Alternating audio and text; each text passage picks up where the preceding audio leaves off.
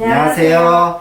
불어하다가 질투받다 강남뷰 사회과. 오늘 할 건 이거. 여기. 오늘은 코 수술에 대해서 질문 드릴 건데요. 아주 조금 있습니다. 코 수술 중에서 비중격으로 수술하게 되면 숨 쉬는 게 약간 좋아지거든요. 그래서 그게 코골이를 아주 일부를 줄일 수 있습니다. 하지만 코골이 수술은 여러 가지 수술의 집합제거든요. 그래서 뭐 목젖이나 후두부, 여러 가지 후두부 조직들을 이동한 여러 가지 수술들의 집합제이기 때문에 그 중에 한 개인 비중격을 해결할 수 있다고 생각하시면 됩니다. 가능합니다. 이 보형물이라는 건 인조 보형물이겠죠. 그래서 뭐 코 안에 이런 L자형 이런 실리콘이 있었다고 하면 이걸 제거하고 여기에다가 뭐 콧대를 넣는다고 하면 자가 늑연고를 넣을 수 있고요. 코끝에는 비중격 연고를 넣어서 이물질은 없이 수술할 수 있습니다. 또는 자가늑을 넣지 않고 비중격을 넣는 것만으로 하기도 합니다.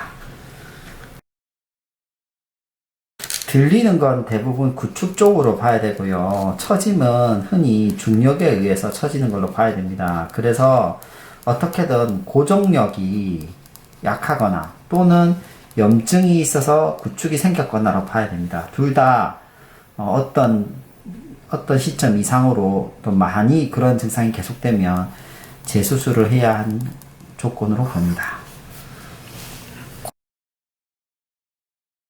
코 수술의 주의사항 중에 첫 번째는 항상 이물질을 사용해 조심해야 됩니다.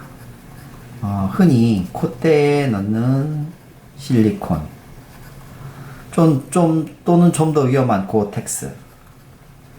다음에 코끝에 넣는 기증늑연골, 사체늑연골이죠. 다른 사람의 사체에서 떼낸 늑연골.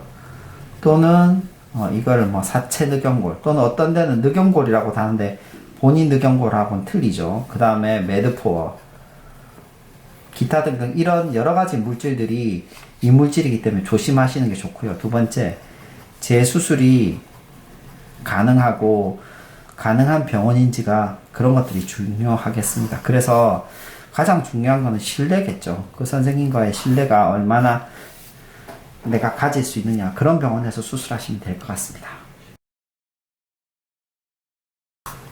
보통은 1주 정도 코에 부목을 하게 되니까 1주 회복 기간은 절대로 필요하고요. 2주 정도 지나야 사회생활이 좀 편하게 가능하다고 생각하시면 되겠습니다. 근데 물론 절골, 뼈를 자르는 절골을 하게 되면 붓기나 멍 등이 훨씬 더 많아지기 때문에 이런 경우 회복 기간도 좀 더 길어질 수 있다는 거 알고 계시면 되겠습니다. 원칙적으로는 제한이 없습니다. 안 하는 게 좋거든요. 그런데 보통은 2주 후라고 설명할 수 있는데 여기는 경우에 따라서 다릅니다.